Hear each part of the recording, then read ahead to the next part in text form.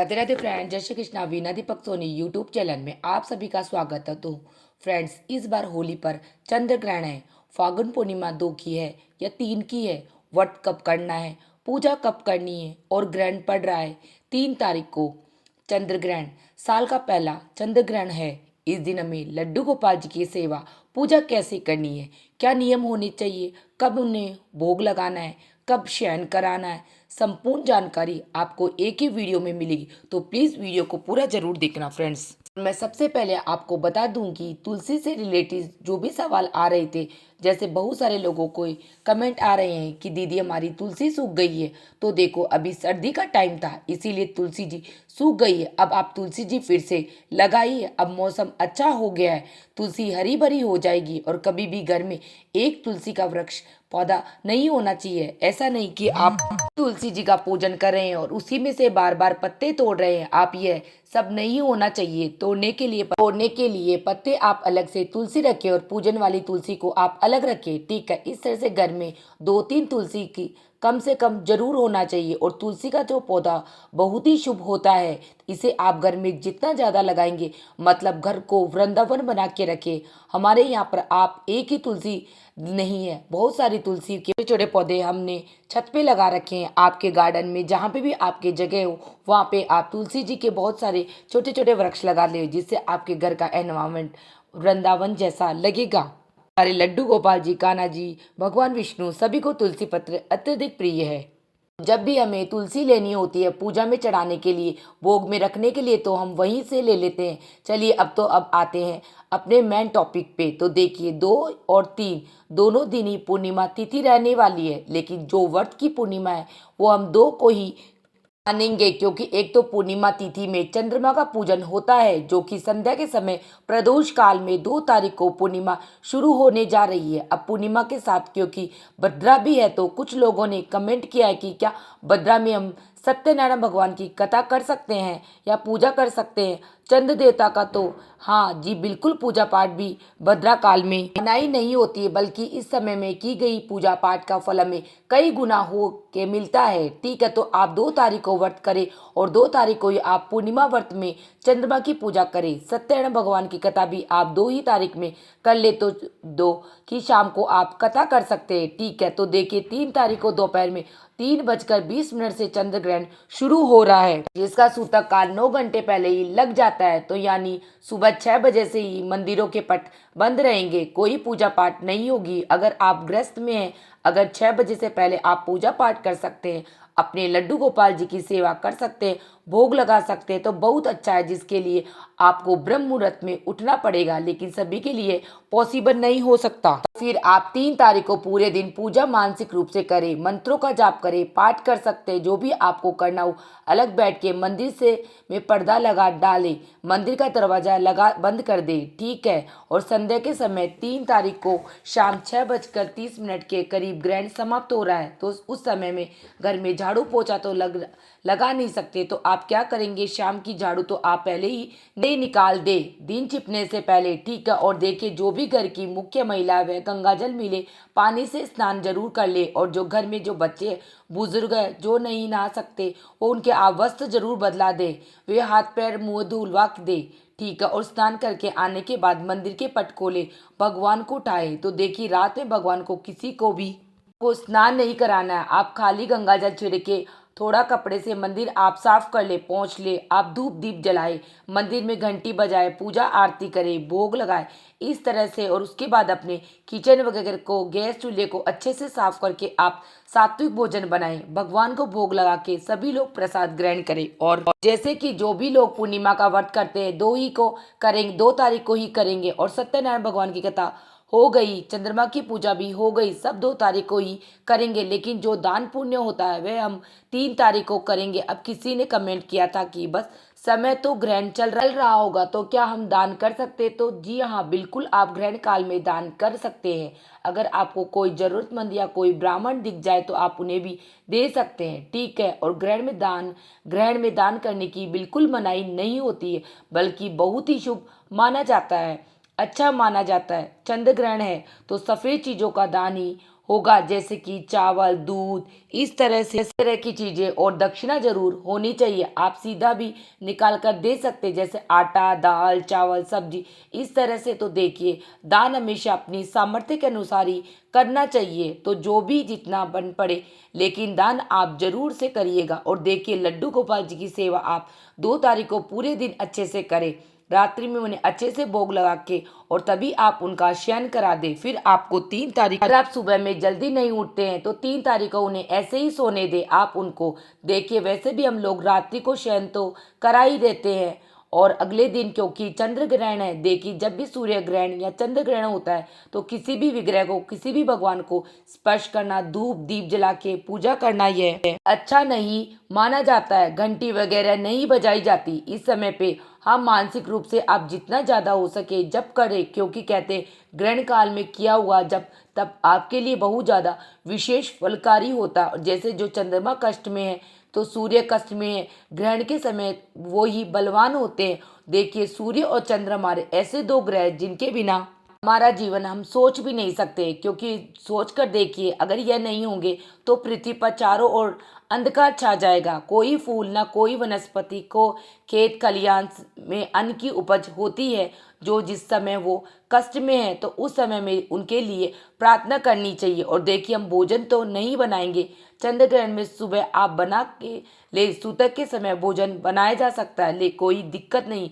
और बच्चे हैं, बुजुर्ग हैं, आप सभी के लिए बना के थोड़ा खाना ज़्यादा रख ले, और सभी को खाने में तुलसी पत्र जरूर डाल दें। यहाँ तक कि पीने के पानी में, दूध में, हरी सब्जी में तुलसी इसलिए डाली जाती है जिससे कि खाने में नकारात्मक एनर्जी प्रवेश ना करे। ठीक है, तो आप ये ध्यान से कर लीजिएगा। सब ध्यान रखें कि तुलसी ग्रहण के समय तोड़ी नहीं जाती, तो पहले ही तोड़ के रख ले। जो भी गर्भवती महिला है उनके लिए हम पहले ही बता चुकी हूँ कि उन्हें कैंची चाकू का इस्तेमाल नहीं करना है, गैस चूल्हे पर काम नहीं करना। आपको ग्रहण के समय तो आपको घर के अंदर रहना है। और मैंने आपको बताया कि गेरू मिट्टी आप ले लीजिएगा, जिसे घोल के आप अपने पेट पर अच्छे से लेप कर ले और अंदर ही रहे, भगवान के नाम का जाप करे, ज़्यादा से ज़्यादा कोई पाठ करे। भगवत गीता का आप 7वां अध्याय कर सकते हैं। घर में सुंदरकांड या विष्णु सहस्त्र नाम आप पढ़ सकते हैं, या चलाकर भी रख सकते हैं। और वैसे ज़्यादा से ज़्यादा मंत्र जाप का इसमें बताया गया है। ग्रहण के समय आपको मंत्र जाप ज़्यादा से ज़्यादा करना चाहिए। इससे होता यह है कि एक तो आपका मंत्र सिद्ध हो जाता है, और दूसरा यह कि हम सभी जानते हैं मंत्रों में कितनी पावर शक्ति होती है। किसी भी पाठ पूजा को करने से ज़्यादा मंत्र जाप की महिमा ज़्यादा बताई गई है। तो आप अपने गुरु मंत्र का, अपने इष्ट देव का जो भी आप नाम जप सकते हैं वही आपको करना है। और जैसे 3:20 से ग्रहण शुरू होगा, जो कि शाम 6:30 तक रहेगा। इस समय में आपको खाना नहीं है, सोना नहीं है, पूजा पाठ में आपको रहना है। देखिए, सारे नियम सभी पर लागू नहीं होते, जैसे कि घर के बच्चे हैं, बुजुर्ग हैं, उनके लिए नहीं यह नियम, लेकिन जो लोग कर सकते हैं वह जरूर करें। घर के जो मुखिया महिला पुरुष है वह जरूर करें। इससे आपके पूरे परिवार की सुरक्षा भी होगी, और आपको ग्रहण काल में कही गई पूजा का फल भी मिलेगा। क्योंकि देखिए, ग्रहण के समय ना बहुत ज़्यादा अधिक मात्रा में नेगेटिव शक्तियाँ धरती पर आती है, जो किसी प्रकार से हमारा अनिष्ट कर सकती है, हमारे घर में निवास कर सकती है, जिससे हमारे घर का गृह क्लेश, उन्नति, तरक्की रुक जाती है। बहुत सारे ऐसे कारण होते हैं, बीमारियों से, आलस, चिड़चिड़ापना से ग्रस्त हो जाते हैं जो लोग। लेकिन अगर घर का कोई भी एक सदस्य घर में पूजा पाठ कर रहा है, यानी मंत्र जाप इत्यादि आप कर रहे हैं, तो आपके घर में नेगेटिविटी शक्तियाँ प्रवेश नहीं कर सकती। इससे आपका पूरा घर सुरक्षित रहेगा। आप ये जरूर से करें। तो आपको भी खाना पीना, चाय, दूध, कॉफ़ी जो भी आप पीना पसंद करें, वह ग्रहण से पहले ही आप पी ले। अच्छे से मुख शुद्धिकरण करके फिर आप माला जाप करें। और देखिए, कुछ लोग कहते हैं कि नारायण मंत्र का यानी ओम नमो भगवते वासुदेवाय हम जाप कर सकते हैं या कि नहीं? बिल्कुल आप कर सकते, कोई दिक्कत नहीं है। या आप लोग ओम नमः शिवाय, नमो नारायणाय नमः मंत्र का भी आप लोग उच्चारण कर सकते हैं, या ओम नमः शिवाय जो भी मंत्र आपको, माता का मंत्र भी आपको आता है तो वह भी आप उच्चारण कर सकते हैं। ओम धूम दुर्गाय नमः जो भी मंत्र में आपको रुचि है, मतलब जो भी आपके इष्ट देवता उसी का आप मंत्रों का उच्चारण कर सकते हैं। जैसे गणेश जी भगवान का नाम का मंत्र का भी आप लोग उच्चारण कर सकते हैं, ओम गण गणपते नमः। इस मंत्र से जो भी आपके इष्ट देवता भगवान हो उन्हीं के मंत्रों का आप जाप करना है, आप कर सकते हो। गुरु मंत्र अगर आपने लिया हो तो आप उसका भी जाप कर सकते हैं। अगर आप पीरियड्स की अवस्था में है तो आप माला जाप नहीं करेंगे, फिर आप अंगुलियों पे या फिर जो आजकल काउंटर आता है टेलीकाउंटर, जो भी आप जाप करें शाम को जब ग्रहण समाप्त हो जाएगा, फिर स्नान करके आप भोजन बनाएं, तब भगवान को भी भोग प्रसाद आप भोग लगाएं।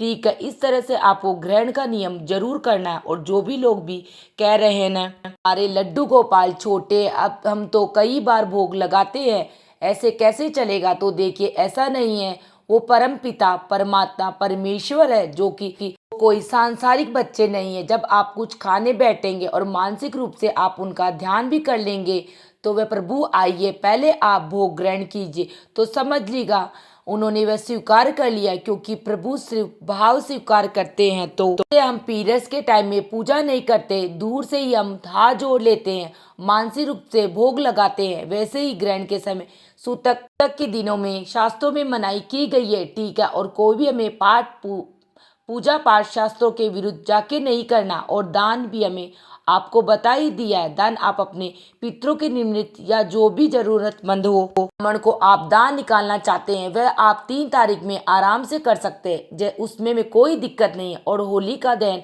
आपके यहाँ जाए 2 की रात हो या 3 की रात हो, लेकिन ध्यान रखें जो रंग खेलने वाली होली है वह हमें 4 तारीख को ही करनी है। वो 4 तारीख की सुबह आप पहले थोड़ा जल्दी उठ जाए, घर के अच्छे से साफ सफाई करें, पानी में नमक डालें, और आप चाहे तो फिटकरी डाल सकते हैं, नींबू डाल सकते हैं, क्योंकि पूरी रात ग्रहण का असर रहेगा। तो आपको घर की अच्छे से क्लीनिंग करनी है, मंदिर साफ करना है, मंदिर में भोग लगाना है, आरती करनी है, और थोड़ा सा गुलाल भगवान को अर्पित जरूर करना है। लड्डू गोपाल के साथ आपको होली खेलनी है, और उसके बाद आप पूरा दिन अपना होली का त्योहार एंजॉय करें और जमकर होली खेलें। होली के रंगों से घबराना नहीं। बहुत ही सारे लोग होते हैं जो होली बिल्कुल नहीं खेलते, नहीं, पर ऐसा नहीं करना है।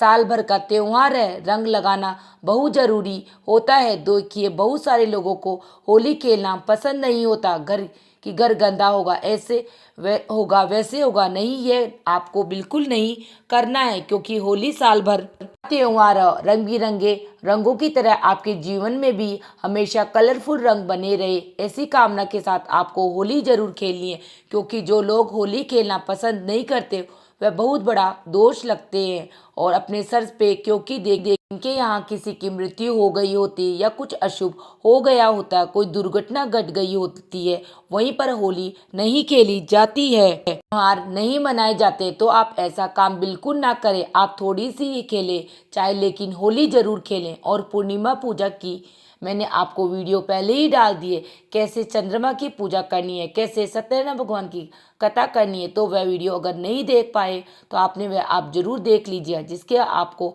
हेल्प हो जाएगी। और देखिए बहुत सारे लोग जली हुई होली आग अपने घर ले आते हैं, मैंने आपसे मना करूंगी बिल्कुल मत लाइए। देखिए बाहर जब होली जलाई जाती है कॉलोनी में या आपकी सड़कों पे, तो क्या होता है, बहुत सारे लोग तरह तरह के उतारे करके उस होली में डालते हैं। अपनी नज़र हो गई, कोई भी चीज़ हो गई, आप वही राख लाकर घर में आप छिड़क रहे हैं, तो आप अपने लॉकर में रख रहे हैं। ये सब आप नहीं करना है। तो देखिए इस तरह के अंधविश्वास में आप न फंसे, आप अपनी पूजा पाठ में विश्वास रखें, अपने कर्मों पर विश्वास रखें।